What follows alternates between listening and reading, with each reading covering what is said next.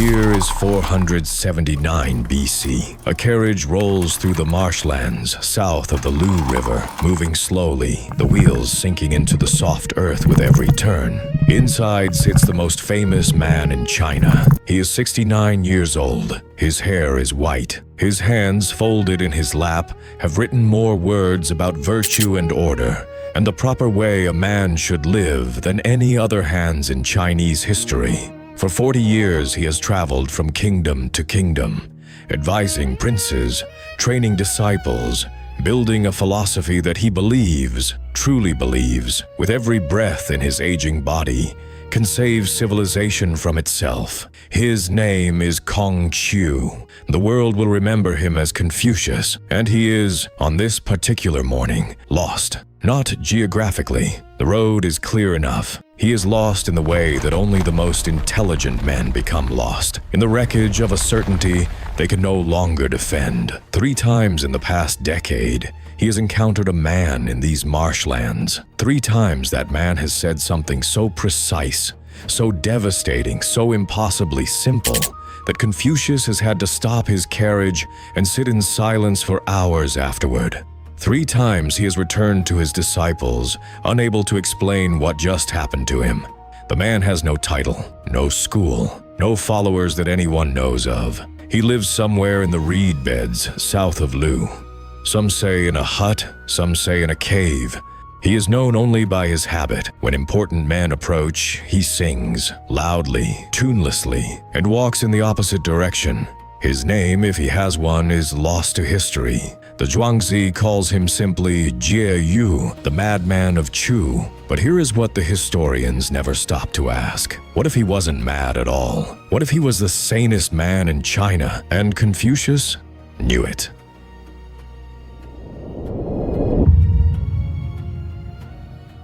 To understand what happened between these 2 men, you need to understand the world they were both trying to save.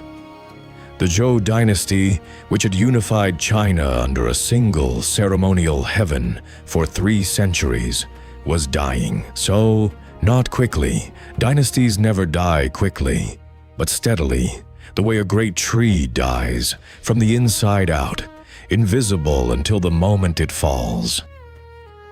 The feudal lords who owed allegiance to the Zhou king had long since stopped pretending to obey. They warred constantly. They taxed their peasants into starvation. They assassinated each other's ministers at banquets and then wrote poetry about loyalty. This period, 770 to 476 BC, what historians would later call the Spring and Autumn period, was an age of profound civilizational anxiety. Everyone felt it. The roads were full of philosophers, and Confucius was the greatest of them. His solution to the chaos was elegant and deeply human. Restore the rituals. The ancient ceremonies of the Zhou court, the precise forms of greeting, of mourning, of governance, of music, were not mere customs to Confucius.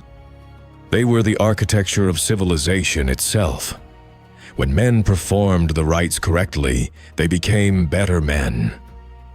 When rulers observed the proper hierarchy, son to father, minister to king, subject to heaven, society held together. Order was not imposed from outside. It was cultivated like a garden through 10,000 small and deliberate acts of propriety. It was a beautiful vision, rational, humane, built on faith in the human capacity for self-improvement. There was only one problem. It wasn't working. Confucius had spent 14 years wandering from court to court, offering his philosophy to any ruler who would listen. Most listened politely. None changed. The wars continued. The rituals were performed and then immediately violated. The men who memorized his teachings on loyalty went home and betrayed their lords. Something was missing, some hidden fault line in his entire architecture. And Confucius could feel it, the way you feel a stone in your shoe before you can see it. He was 61 years old the first time he met Jiu. Confucius was traveling near the state of Chu on a road that passed through marshland when he heard singing ahead.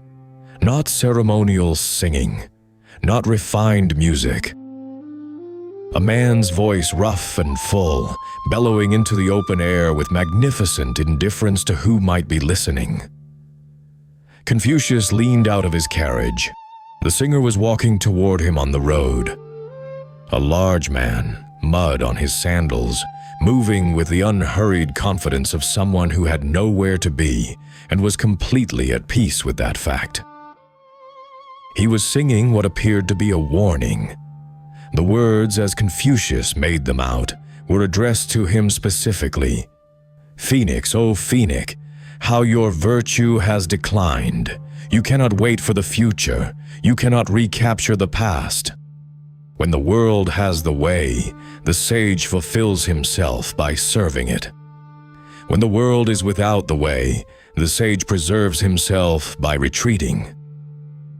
In times like these, the best a man can do is stay alive." And then the man walked past the carriage without stopping, without bowing, without any acknowledgement that he had just addressed the most famous philosopher in China, and disappeared into the reeds. Confucius descended from the carriage immediately. He wanted to speak with this man. His disciples later recorded that he looked in that moment genuinely shaken. Not angry, not offended, but shaken, the way a mathematician looks when a simple equation reveals that his proof contains an error he cannot immediately locate. By the time Confucius reached the reed bed, the man was gone. He stood at the edge of the marsh for a long time. Then he climbed back into the carriage and said nothing for the rest of the day. His disciples assumed the hermit was simply a harmless eccentric, one of the many strange wanderers the roads of Chu produced. They had no way of knowing that their master was quietly, methodically, pulling apart everything he believed and examining each piece for the flaw the hermit's song had just pointed at. The phoenix, Confucius knew, was an ancient symbol, the sacred bird that only appears when a ruler of perfect virtue governs the land. The hermit had called Confucius the phoenix, and then told him his virtue had declined. It was not an insult, it was a diagnosis, and it was aimed at something specific. The entire premise that a wise man's duty in a broken age is to fix the age, to enter the courts, to advise the powerful, to push civilization back toward order through will and learning and relentless moral effort.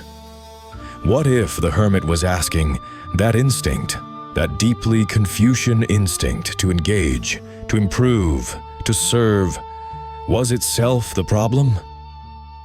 What if the sage's power lay not in his willingness to enter the storm, but in his refusal to? Confucius had no answer. Not yet. He would need 2 more encounters to understand the question.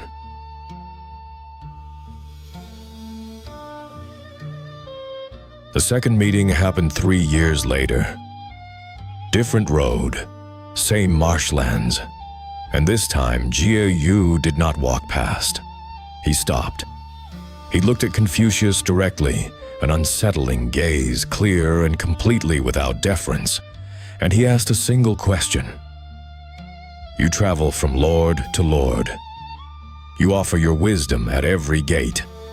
Tell me, when a man keeps offering something that no one wants, what does that reveal about the man or the thing he is offering? Then he turned and walked away. The disciples were offended. Several muttered that the hermit was clearly deranged, that no man of breeding would speak to their master this way, that Chu was full of barbarians, and this proved it. Confucius silenced them with a gesture, because the question had done something unexpected. It had not attacked his philosophy. It had attacked his method. And the difference between those two things was Confucius was beginning to realize everything. Here is the revelation that historians have missed, buried in these seemingly peripheral encounters. Confucius changed his teachings after each one. This is documented, not loudly. The Confucian tradition had every reason to minimize the influence of a mud-caked hermit on its founding master. But it is there, visible in the chronology of the Analects, if you read them in sequence rather than as a unified text. Before the first encounter, Confucius taught that the virtuous man must always serve when called. Service was not optional. Withdrawal from public life was a form of cowardice. After it, a new note appeared in his teachings, quiet, almost reluctant. When the way prevails in the state, speak and act with fidelity. When the way does not prevail, act with fidelity, but speak with caution. Before the second encounter, Confucius maintained that persistence was itself a virtue, that the sage who kept offering wisdom, kept pushing toward reform, demonstrated the quality of his character through the very act of effort. After it, he told his disciples something that doesn't fit neatly in any Confucian framework. The man who knows when not to speak, this man I have not yet been able to find. He was describing J.U. He knew it. His disciples knew it. And still, none of them could say exactly what the hermit had taught, because the hermit had never taught anything. He had only asked. He had only sung. He had only walked away. That was the teaching. The third encounter is the one the Confucian scholars most wanted to forget. Confucius was 68 years old. He had by this point effectively abandoned his project of court-to-court reform. Not publicly, Confucius was too disciplined for a dramatic renunciation. But internally, in the private conversations with his closest disciples, something had shifted. He had begun to speak differently about the relationship between order and nature, between human effort and the patterns that move beneath human effort, between the world a sage wants to create and the world that already exists beneath his wanting. He was, without knowing the name for it, beginning to think like a Taoist. And then J.U. appeared one final time. This account, preserved in the outer chapters of the Zhuangzi, describes Confucius alone at dusk. His disciples had stopped for water half a mile back. The hermit came from the direction of the marsh, and for the first time he sat down. Across the road from Confucius. Not close. Far enough that the conversation required both men to raise their voices slightly, which gave the whole exchange an unusual quality. Not intimate, not formal, but somehow exposed. J.U. did not sing this time. He spoke quietly. You have spent your life building a ladder to heaven. This is admirable. But has it occurred to you that heaven already knows how to come down? Confucius looked at the hermit for a long time. Then he said, and this line appears in variant forms in 3 separate ancient texts, which suggests it is almost certainly authentic. I have been trying to teach men to become better. But you, what do you do? J.U. stood up, brushed the road dust from his robe, and said, I watch. And he left. Confucius's disciples, arriving minutes later, found their master standing in the middle of the empty road, looking in the direction the hermit had gone, with an expression none of them could describe afterward, except to say that it was not sadness, not joy, not confusion. It was recognition. Consider for a moment what J.U. actually did in these 3 encounters. He never argued. He never built a counter-philosophy. He never assembled a list of objections to Confucian thought. He sang, He asked questions. He walked away. He watched. And in doing so, he dismantled, piece by piece, the foundational assumption not just of Confucianism, but of every ambitious, driven, civilization-building human instinct. That the way to fix what is broken is to exert yourself against it. That wisdom applied is always more powerful than wisdom withheld. That the engaged mind, the fighting mind, the reforming mind, is the highest expression of human virtue. The hermit's counter-argument was not a philosophy.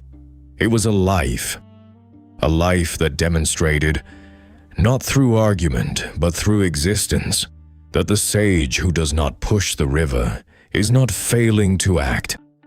He is performing the most difficult action of all, perceiving the current before deciding whether to swim. What the hermit showed Confucius across 3 encounters and 20 years was not a superior system of thought. It was the missing dimension of his own. The thing that Confucius's elaborate architecture of ritual and virtue and service had no room for. The wisdom of not quite yet. The intelligence that knows when the season is wrong for planting. The courage, and it is courage, of a specific and demanding kind. To let the broken thing break completely, because sometimes the healing is inside the breaking. Confucius understood this finally at 68. And it is not a coincidence that his deepest teachings, the ones his disciples recorded in the final years, the ones that sound almost nothing like the brisk social reformer of the early Analects, carry this quality. A stillness that wasn't there before. A willingness to let questions live without forcing them toward answers. Jie Yu did not convert Confucius to Taoism. He completed him. There is a version of this story that ends with the hermit as hero and Confucius as the humbled student. And if that is what you expected, I want to offer you something more unsettling. Jie Yu was right about many things, but he was also, and this is the part that no one says, profoundly fortunate. He had no responsibilities, no disciples depending on him for guidance, no dynasty crumbling that would take 100,000 ordinary people down with it. He could afford to watch. He could afford to withdraw. His freedom was real, but it was purchased in part by his refusal to be responsible for anything but his own clarity. Confucius could not afford that freedom, and he knew it, and he chose, with full awareness of the cost, to keep trying anyway. This is the tension the Zhuangzi never quite resolves, because life never quite resolves it. The hermit who preserves his nature by refusing to compromise it, and the man who compromises his nature daily in service of something larger than himself. Both are paying a price. Both are practicing a form of courage. The question of which is wiser cannot be answered in the abstract. It can only be answered, if it can be answered at all, in a specific life, by a specific person, in a specific season. And perhaps that is exactly what the hermit was trying to tell Confucius all along. Not stop what you are doing, but know what season you are in. You know this feeling. You have lived it, even if you have never heard the name Jie Yu. You are the person in the meeting who keeps offering the right idea and watching it get ignored. You are the one pushing the relationship toward honesty while the other person builds higher walls. You are the ambitious mind that cannot stop reforming, cannot stop improving, cannot stop pressing the world toward the shape it should be, and wonders, in the quiet hours, whether all that pressing is wisdom or simply a fear of standing still. The hermit's question is not ancient. It is happening in you right now, in whatever you are currently trying to force into a better shape. He is not telling you to give up. He is asking something harder. Do you know the difference between the effort that shapes the river and the effort that simply exhausts you while the river goes where it was always going to go? Most people never ask that question.